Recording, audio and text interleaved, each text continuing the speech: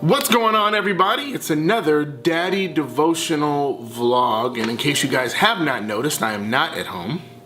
I'm in a hotel right now in the wonderful city of San Diego, enjoying a beautiful, wonderful vacation. I've actually shot this video once before, but when I shot it, I ended up having a booger in my nose. Probably TMI. I wanted to jump on real quick and just give you guys a quick video in regards to our move. Once again, if you guys haven't heard yet, we are moving to Houston, Texas in just a few short weeks, and if you want to hear more about that or know about the announcement, you can look in the description down below. I'll have a link listed down there. You can click on it, check out the video, and get caught up. But for those of you who already know, we have been trying to get a lot of stuff done in a very short amount of time. In fact, with just a few weeks coming up, we have to lock down a home, and we have to get all of our stuff packed up, and we have to get our cars transported and all of our stuff moved. Moving can be difficult, it can be overwhelming, it can be too much, but moving is only as difficult as the stuff that you decide to bring with you. So in the process of us trying to figure out what stuff to transport and what stuff to leave behind, it led me to this thought that not everything needs to go with you to the new place. And so I've come up with the top 5 things you need to leave behind on your way to your new place. Just so we're all clear, this video is purely opinion from my own perspective. Number 1, useless things. You know, what's funny is that we have a lot of stuff, maybe in our rooms, in our cars, just in life, period. There's just a lot of stuff, man, a lot of stuff. You really don't even think about some of those things until it's time for you to have to move. Like if you ever had your bedroom and you've had to move out of your home or out of your apartment to a new place, you'll end up finding things that you forgot you even had. It's just stuff that's been lying in your closet, stuff under your bed, stuff in dresser drawers, stuff in the kitchen, just stuff that you thought was gonna be important at some point, and somewhere throughout time, it just never panned out to becoming useful. When you come to a point where you find these things that you have forgotten after all this time, you have to make a quick decision. Is this useful or is it useless? And that's hard because you instantly go back and try to remember, well, why did I even get this thing? And you start to remember all of the things that you planned on doing with that particular item before you stash it away behind everything in your closet and forgot about it. Like you thought about all of that stuff you were gonna do with your equipment gear. Remember, maybe you bought a shake weight. Why would you buy a shake weight? But maybe you bought a shake weight and maybe you decided you were gonna work out and get your arms toned, and somehow that shake weight ended up somewhere being a doorstop for your back porch, and you have totally forgotten about it. Now it's time to move, and you pick up the shake weight again, and you start thinking, man, I could really do some things, and you start thinking back, and you start getting excited like you were the first time you saw the infomercial. But you have to make a decision. In my new place, is it really worth me bringing this shake weight?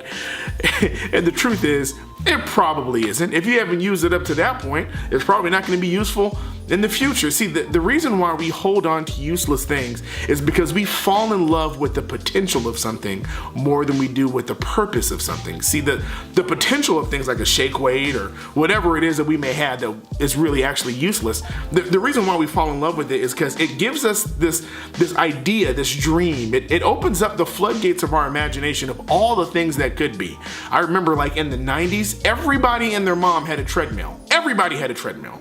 And the issue that people were having is they would spend all this money on a Nordic track or on this fitness gear, because in their mind, they were gonna lose weight. And so they get the stuff and they think about all the potential things that could happen, how much their body is gonna change, and how much more attractive they're gonna feel to their spouse.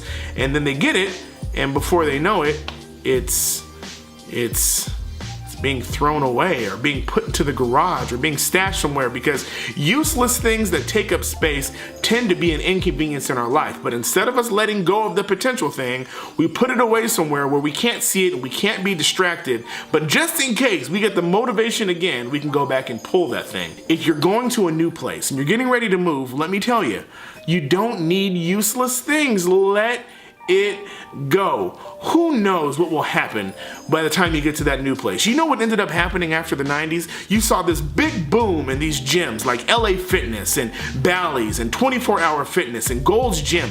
The reason why you saw this huge explosion is because people realized that instead of me spending a whole bunch of money on something that takes up space in my house, I'll just pay money to go to any multiple location in any city and be able to work out with their stuff. I'll let somebody else take the burden of having to hold on to that thing, and I'll use it based upon my own convenience. That way, it's useful for them, useful for when I want it, and it doesn't take up space in my house. See, like, you can actually find a better way to get the thing done in your head than actually having to waste money, time, and space on useless things. Useless things do nothing but take up space. So if you're getting ready to move to the next place, identify if it's gonna be useful or useless. And the useful can't be potential. It has to be something that's being useful for you right now, not useful for what you could be, possibly be, might be, or may never be in the future. Let the thing go. Kid. Number 2, you have to let go of expensive things. Before you get upset, and you start wondering, why would I get rid of something that's expensive? Well, I don't want you to think of expensive as in quality. I want you to think of expensive as in how much does it cost you to have it.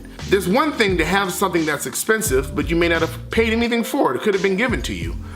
But you will always pay a cost to maintain and carry that thing with you. It's strange how those things work. Now, in the process of us getting ready to relocate, even though we're still getting all of our stuff together, we've contacted a few companies that will help us to relocate all of those things from where we are now in Monrovia all the way out to Houston, Texas. And so we have to call and get quotes from different relocation companies, and we've never done this before. But what we have noticed is that everybody's trend is exactly the same. What they charge us for is not the fuel, it's not how expensive our stuff is or how much it costs to insure us. They charge us based upon how much does the stuff weigh. For instance, if we have a bunch of stuff, I'm talking like a whole house full of stuff, but it weighs less to nothing, they will hardly charge us anything. But let's say we have just one room full of stuff, but everything in that room is super heavy, they're gonna charge us by the weight.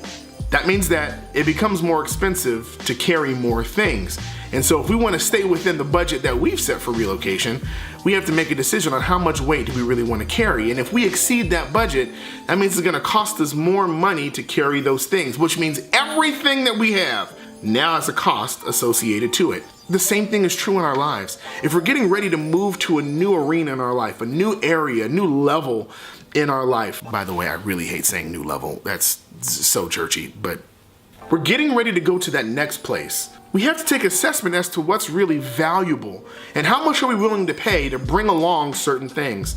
I'm sure that if we were to associate a price tag or a cost to every person, habit, or relationship that's in our life, we would find ourselves making some better budgetary decisions as to how much we're willing to pay to keep certain things with us in the new place. There are some relationships that may be high quality, but won't be useful in a new place. So it doesn't really make sense to bring those things over. In fact, just to be completely honest with you, as we've kind of gone through this process and we've thought about what's important, what's not important, what to take, and what not to take, one of the things that we keep asking ourselves is, would it be easier for us just to use that money and buy something brand new in the new place?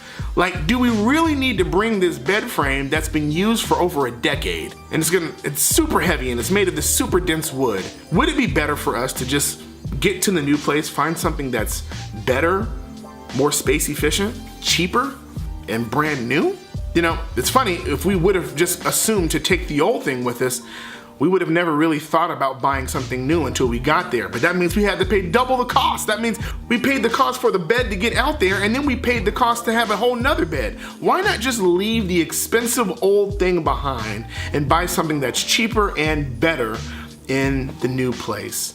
You'd be surprised at what God has waiting for you in the new place. If you were just to let go of whatever you feel most comfortable with and whatever it is that you're trying to do to prevent paying a certain cost, you're gonna pay a cost at some point.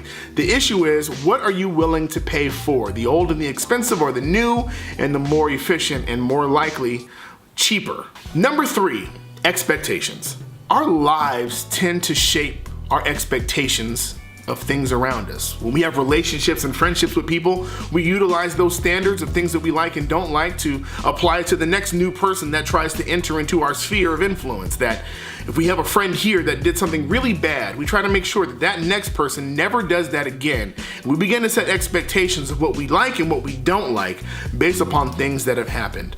But the problem with that is that even though you may see a common trend and even though you may see similarities in what was old versus what's new, if you never adjust your expectations, no matter what the new person does, they'll always be judged by an old standard. You see, your expectations are really just a subliminal look from the outside in about things that have happened to you in your past. And there's nobody who sets an expectation of something unless they've had an experience prior to it. But what's great is that when you get to a new place, you can have brand new expectations. If you're going into this new life, you're going into this new place, let go of the old expectations. Let everything have a brand new slate.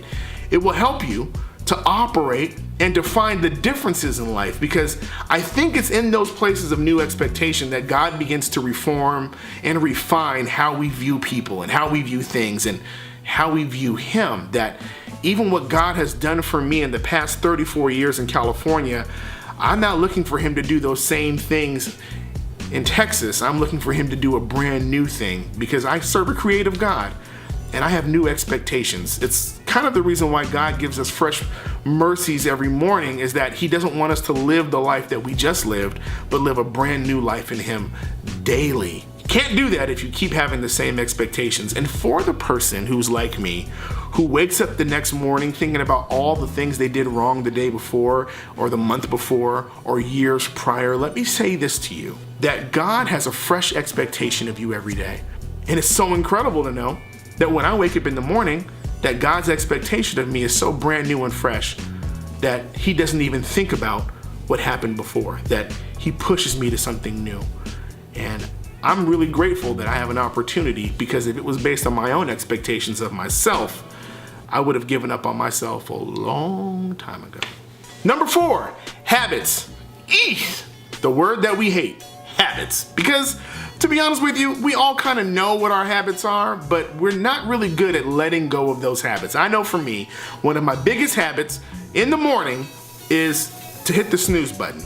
I hate it, but I do it. I can't stop hitting that snooze button because it's not even the fact that I need more sleep. I'm just so used to hitting that snooze button. In fact, I've gotten so good and professional at it that on my cell phone, I have like an alarm for 6 o'clock and then an alarm for 6:02 and then an alarm for 6:05 and an alarm for 6:10.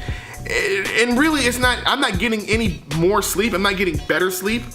I'm really just wasting my time, but I have a habit of setting that habit of hitting the snooze. It could be possible that just that one simple habit of trying to hold on to sleep for a little bit longer is deterring me from the next level of greatness in my life. I have a chance to move to a new place and start fresh again.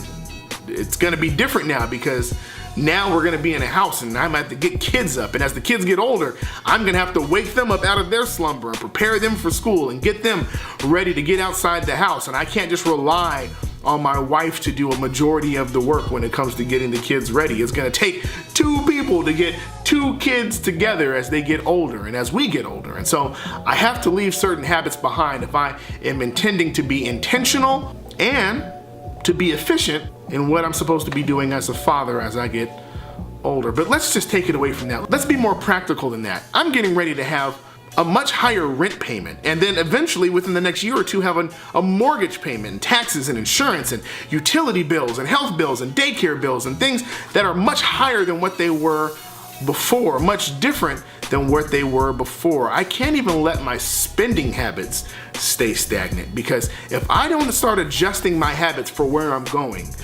by the time I get there, it'll be too late to try to get rid of them. And so I am so grateful that God won't release me into a place until I have died to those habits, until I've given up those habits and allowed myself to prepare myself for the new place. Do you really, really think that an NBA star starts his conditioning process when he gets into the regular season of the NBA? Absolutely not. He has to change his eating habits and his workout habits far before that, just so he can be prepared for the new place. In fact, if he has a really good coach, if he hasn't been preparing, he won't even be allowed on the court maybe you are called to greatness, and maybe you do have a huge destiny in front of you. Maybe you're wearing that jersey of greatness to be on the court doing incredible things, but God is a very good coach, and I don't think that he's going to let you get on that court without you having the proper conditioning prior to the game. This is the time to drop bad habits before you get to the new place. So if you know where you're supposed to go, start living like you're already there. Start preparing your body, your mind, your soul, your heart for what's to come. If you know you're supposed to be a business owner, then maybe we should change our habits as an employee of somebody else. I think it's in those places, it's in the field that God refines David as a king. Not on the battlefield, but while he's tending to sheep in the obscure and private place. Let's change our habits in private before we get exposed to the world for what we really are. Last one, number 5, leave home at home. It sounds weird when I say it, but I remember when I was growing up, I lived in Rialto, California. It was the Inland Empire, and it's all I ever knew of my entire life. I remember getting ready for graduation of high school, and I remember telling all my friends, I'm never leaving the Inland Empire. And I fought tooth and nail for years just to try to stay there. I went to the local university at Cal State University, San Bernardino for a semester, Riverside Community College. I went to San Bernardino Valley College. I found a job out there. And then even when I started to get a little money and started to establish myself, instead of moving out of the IE, I just went to the better part of the IE. I went to Rancho Cucamonga and started living there. But eventually I found that the longer I was staying in that home place, it was really more about me being afraid of the uncomfortable place. I found myself moving out to the valley, but still feeling drawn to come home as often as possible because I just wanted to feel comfortable. I wanted to feel at home. I didn't have the same family. I didn't have the same friends. I wasn't familiar with the environment that I was in. And so when I felt like I was overwhelmed and I was anxious and I had too much going on, I wouldn't run to God. I wouldn't embrace the uncomfortable moments. I would just run back to mom and dad's house. I'd run back to my family, run back to familiar friends, and run back to familiar environments to kind of re-up and get myself going again. But every time I went back home, it was like giving CPR to my old man. That the reason why the Lord called me away from the Inland Empire and called me away from home is because he wanted the old me to die, and he wanted to resurrect a brand new me in the new place. But I was so afraid of letting go of what I've always known that I couldn't embrace what God was trying to expose me to in a brand new me. And I had to learn that at some point you have to separate yourself and leave certain things behind. You see, God has a wonderful way of putting us in uncomfortable moments at home that it forces us to leave. Kind of like when you're in high school and you love being at home. You can't wait to get home when you're a young kid, but by the time you're a teenager, you're begging to get out of the house and your parents are wrong about everything and you can't wait to get your own roof and your own rules, and you beg to get out. And then you get out there and you realize that you can't live as a kid anymore and that you have to grow into something different. You have to become somebody different. And before you know it, by the time you're 30, you'll find yourself saying and doing some of the same things that your parents were doing. When you used to want to stay out all night when you were 16, by the time you're 30, you can't wait to get into bed by 9 because you're so tired. It's strange how life works, but that person that goes to bed by 9 is probably a little bit more responsible than the person who goes to bed at 2 a.m. You have a different level of responsibility to go to bed at 9 because you've been working all day and you have to get back up to do more things. When you go to bed at 2 a.m., you just think that life has an incredible amount of fun attached to it and you escape from reality. But the new you has adapted to that. Children of Israel had their Pharaoh and they got out of Egypt, but it was in the wilderness that they found out that Moses' generation had to die for the Joshua generation to come forth. And so they knew where they were supposed to go in the promised land and they knew where they had been. And it's funny that when we find ourselves in the between where we've been in life and where we're going in life, in that wilderness pocket, there's only 2 parts of us that exist. One, the part that yearns to go back to what was. And then there's the other part that yearns to go forward and attain the thing that God has for us. And the only way you'll be able to go forward is if you let the part that wants to go backwards die. For anybody who is feeling like they want to go to the new place, you can't get to the new place until you kill the Moses in you. It's the Moses that has to die so that the Joshua may live. And that Joshua is the one who's called to take the promised land. It's that Joshua that has a level of faith to see things the way God has shown him, not the Moses generation that has to rely on what God has done hundreds of years prior. I think what God wants to do in our lives is a brand new thing. And he always does that in a brand new place with a brand new us in brand new and creative ways. So that's my top 5 of things that you don't need to take with you into your new place. Y'all pray for us because we're still trying to get ourselves together, still trying to lock down a few things, but I'm telling you, this process of moving has been so revelatory for myself and for my wife, so we are encouraging your prayers because even after the top 5 things that I've given you, I'm still struggling with most of those things myself, which is what prompted me to give those to you. So in any case, if you like this video, please hit the subscribe button, smash that thumbs up button, that like button, and leave a comment below. Let me know some of the things that you believe you would leave behind. I appreciate everything you guys have done for the vlog, and I'm so glad to be back with you guys. But just remember, in everything that you do, keep God numero uno. I'm out.